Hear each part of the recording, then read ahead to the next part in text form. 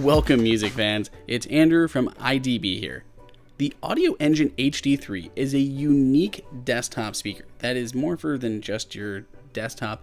This can easily power your TV, your record player, and it works easily over Bluetooth from your phone.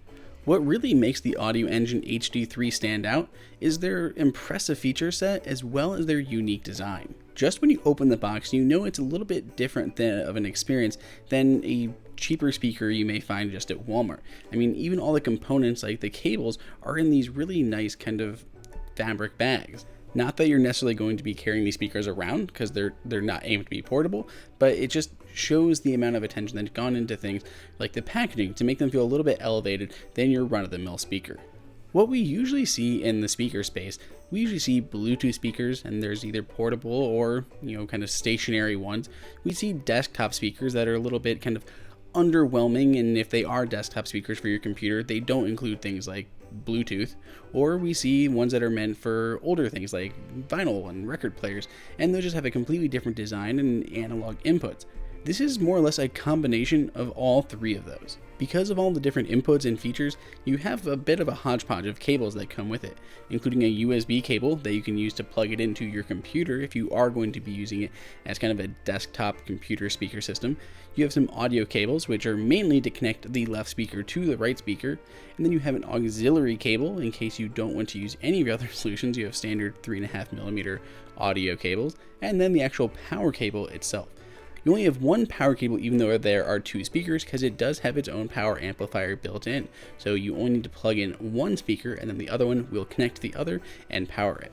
While you have that audio output on the front, which you can use to power headphones, the real interesting stuff is here on the back, and there's just a lot of stuff going on.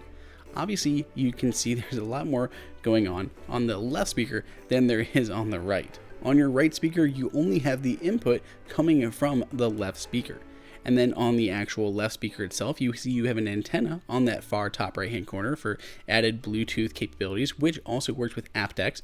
Doesn't work with iOS obviously, but any Bluetooth devices that support it. You have a variety of inputs, the output to the other speaker.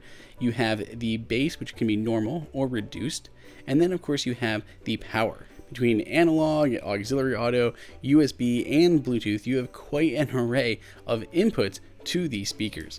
The power cable is a standard power cable here, but it does clip into place, which is nice, so it does not automatically get pulled out if they should ever get moved or the cable kicked to the bottom, so that is a handy little thing. The setup process is pretty simple, especially depending on how you're connecting them. Just simply plug in the two speakers to one another, power, and then choose your input. Depending on your computer, you may have a pretty bad auxiliary audio that you're using to plug in your headphones.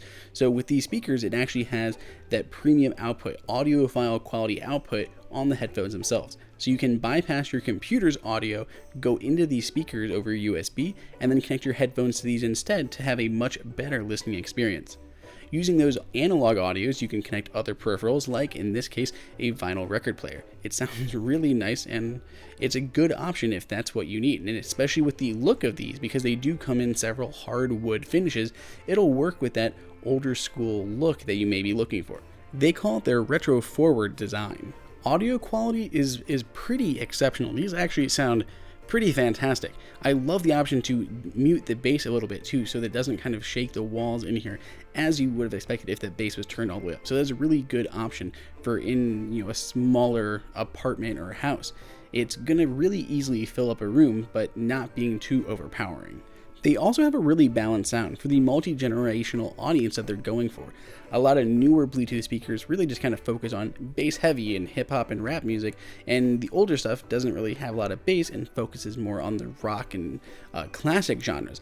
This really hits squarely in the middle, kind of making it sound like a good sound for pretty much any of those music genres. If you are looking for a new set of speakers, whether it's for your TV, your computer, or just your phone, this is a fantastic option for you or someone else. You can find a link for it below in the description and let us know what you think down in the comments. Go ahead and subscribe, and until next time, this is Andrew for IDB.